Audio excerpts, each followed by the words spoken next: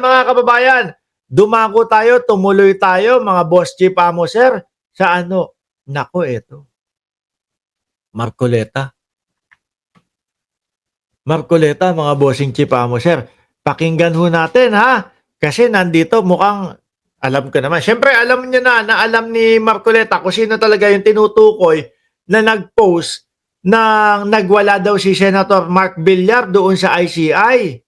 Di ba? Alam na ni Marcoleta yan. Pero yung tipo bang doon sa Net25 parang hindi niya kilala. Eh, sino ba yung nag-post? Sino ba yung nagsabi na yan? Napakaraming tao. Eh kasi 'di ba nagbabanatan to si Marcoleta at si Ramon Tulfo, mga bossing. O ayan. No, manood po tayo ng 3 Studios ng Net25, mga kababayan. Nagka-problema pala dyan daw sa ICI hearing dyan, ha?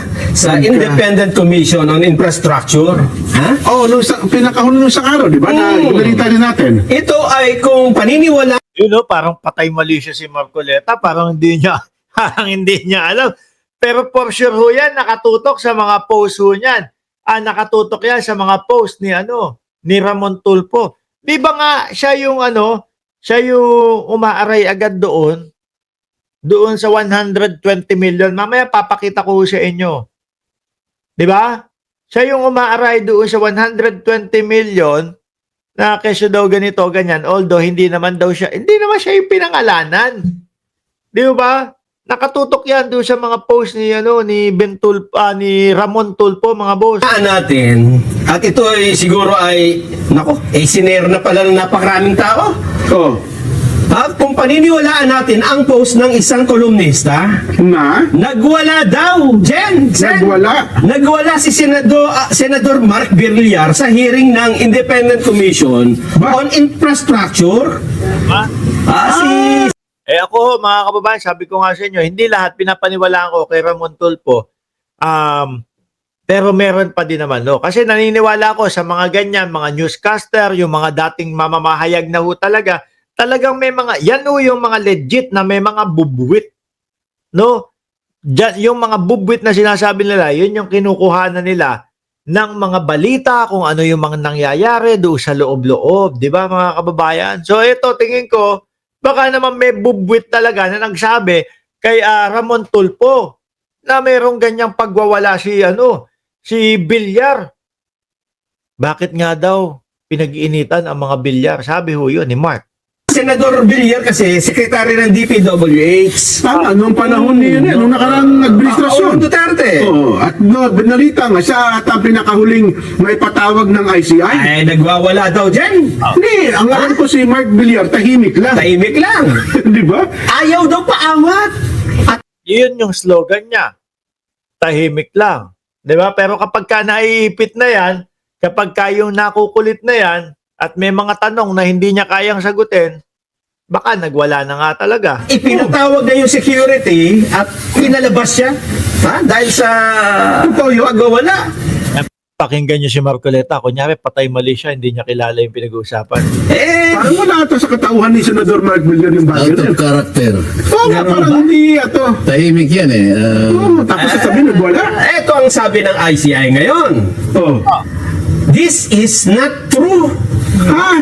The proceedings were orderly, similar to other hearings conducted by the ICI. So hindi totoo yung sinabi sa column. Hindi.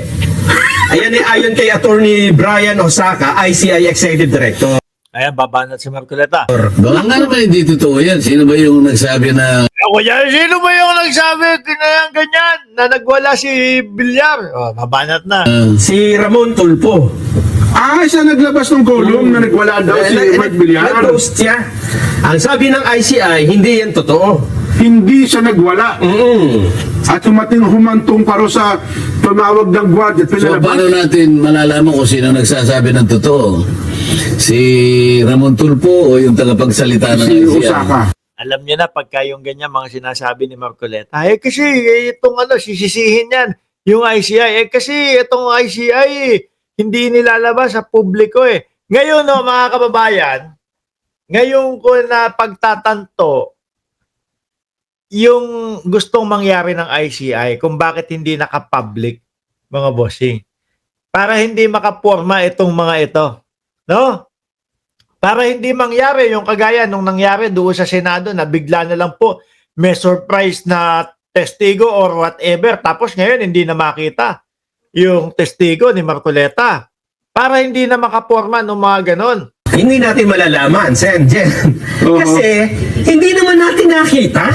Hindi naman natin napanood. Oo nga. Hindi ka tulad sa Senate. Palihim kasi eh. Oo. Yun ang yun ang disadvantage. Disadvantage. ng- Kaya tama kayo sa ano. Kaya yung mga tao gustong-gusto nila talaga na nakikita. Para sa ganun, walang patot sa dahan na ganyan. Ayun. So kung ito pala ay Wala, hindi siya makaporma kasi hindi niya alam kung ano mga nangyayari sa loob, hindi niya alam kung ano yung mga tinatanong doon sa mga diskaya, etc. Eh di ba si Marcoleta yung nangunguna at laging sinasabi na dapat ang mga diskaya ay nasa loob ng Witness Protection Program o State Witness. Di ba? Siya yung nagpupush nun lagi eh. Kinukumpara niya pa nga si Bryce Hernandez versus doon sa mga diskaya daw ho, mga kababayan. Naalala niyo yun? Oh. live stream, Nelson. Walang makapaglalabas ng maling Oo nga, no? Impormasyon. informasyon. Wala ding biglang ang style kasi nila Marcoleta, sinusubaybayan nila yung mga hearing tapos biglang makakaisip, eto, palabasin natin ito, ganyan. Which is yung nangyari kay Gutesa.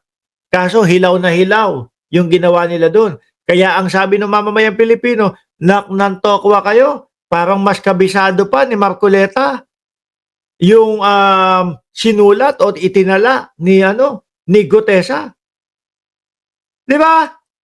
Nahalata sila doon Oo. Maalalaman natin kung sino nagsasabi ng totoo. Oo. Kaya ang sabi nga namin ni Jensen kahapon mali yung dahilan ng ICI na hindi nila inilalabas ito kasi baka magamit kung saan-saan. Public. Hindi, tsaka yung baka mag-insert na naman kayo. Yan, si Marcoleta. Pasok-pasok ng tapos kung saan-saan na. Di ba? Baka nagre-review pa ng script niya si Gutesa para hindi sumablay. Sabi ni Rob, mapalad. Trial by publicity daw nanganganib Lalong magagamit kapag hindi natin napapanood. Hindi, kasi kapag pinag-uusap, Tapos kanina ho, mga kababayan, parang ang kita ko doon sa live stream ni Boss Mike Cervera, mga bossing, is parang tatanggalin bilang state witness or saan ba yun? Sandali, ito si Boss Mike. Meron siyang vlog na parang hindi nakasama o tatanggalin doon sa pagiging witness yung mga diskaya. itong lawak at saka yung magnitude ng pagkakawaldas ng pera ng bayan. Pagkatapos, ang gagawin mong taga-usig, palihim silang nag-iimbestiga. Yan, oo. Pagmumulan lang ng pagdududa yan Gaya yan. Paano natin masasabi? Wala, hindi kasi siya makaporma no? Wala siyang alam, hindi niya alam. Sino nagsasabi nga naman ng totoo, no? Ako din mga kababayan, isa din ako sa nagsasabi, dapat ang ICI is ilabas, ipakita yung mga investigasyon at yung mga ginagawa nila. Naalala mo, Chi, lagi ko sinasabi, di ba? Ngayon, napagtanto ko, yung pala, siguro ang strategy ng ICI para hindi makaporma itong mga sila Marcoleta para maiwasan yung mga pagpapasok ng mga biglang instant na case yung mga gutesa nila. Diba? O tuloy. Gusto ko. Alam ka naman sabihin natin nagsisinungaling si Montulfo. Oo. Magamat sa mga nakaraan ginawa na niya, di ba? Oo. Hindi mo rin naman masasabi totoo ang sinabi ni Kate Osaka kasi wala rin para tayong kadibayan. Di ba? kwento sa kwento, tama ka. Dapat talaga open na open yan. Oo. Dapat nakikita ng taong bayan yung ginagawang pagsisiyasat yan. Tsaka harap-harapan talaga, hindi yung sasabihan mo sila pagkatapos sa Twitter lalaban.